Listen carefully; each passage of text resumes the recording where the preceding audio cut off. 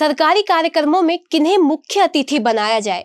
सवाल इसलिए क्योंकि हरियाणा में कुछ ऐसे मौके सामने आए हैं जहां चुनाव हारे हुए नेताओं को शिलान्यास और उद्घाटन कार्यक्रमों में प्रमुख भूमिका में देखा गया और इसी पर दो कांग्रेस विधायकों ने अपनी नाराजगी जाहिर की है। अब ये चर्चा का विषय बन गया है कि आखिर ऐसे मौकों पर प्रोटोकॉल का पालन कैसे होना चाहिए। क्या ये परंपरा नई है? क्या पहले भी ऐसा होता रहा है? और इस पर नियम क्या कहते हैं, जानते हैं पूरी खबर। लेकिन उससे पहले, मेरा नाम है कोमल राव और आप देखना शुरू कर चुके हैं एनजेपी हरियाणा। अब एक एक करके ताजा घटनाक्रम समझते हैं।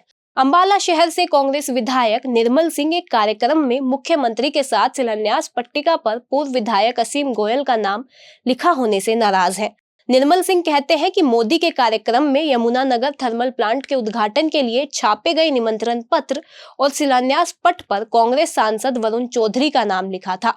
लेकिन हरियाणा के मुख्यमंत्री लोकतंत्र का सम्मान करने की बजाय हारे हुए पूर्व मंत्री असीम गोयल को साथ लेकर घूमते हैं और उनसे उद्घाटन करवाकर लोकतंत्र की धज्जियां उड़ा रहे हैं। उन्होंने यह सवाल भी खड़ा किया कि किस प्रोटोकॉल के तहत हारे हुए विधायक असीम गोयल के नाम से पत्थर लगवाए जा रहे हैं।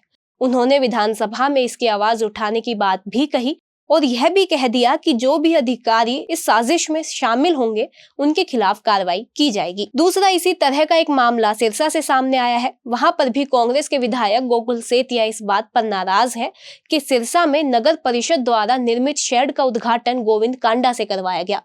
वह सवाल करते हैं कि गोविंद पंच भी नहीं बने तो किस हैसियत से शेड का उद्घाटन कर रहे हैं।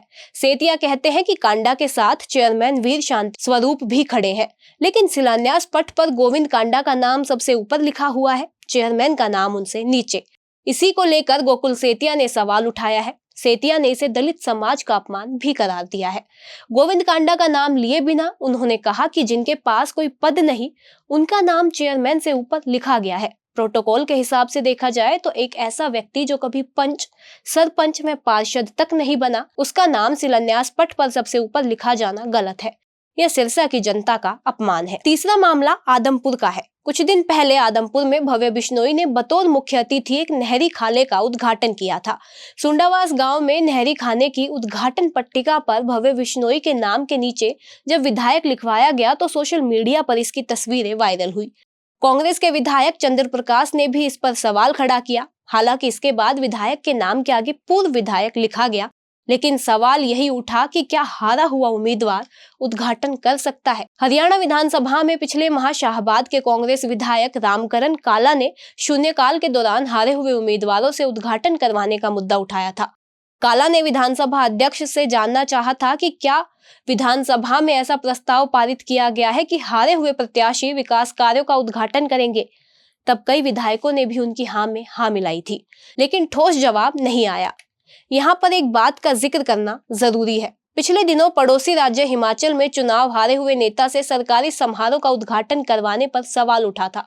अवसर था सुंदरनगर में आयोजित हुए राज्य स्तरीय नलवाड़ मेले के उद्घाटन का। तब विधायक राकेश जामवाल ने विधानसभा में यह सवाल उठाया था।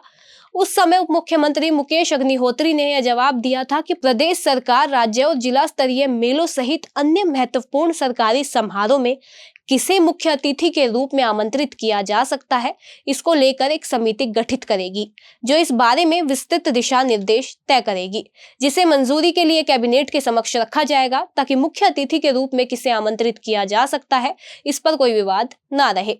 सरकार इस मुद्दे पर विधानसभा अध्यक्ष की अध्यक्षता में भी बैठक करेगी और इसमें विपक्ष के सदस्यों को भी बुलाया जाएगा।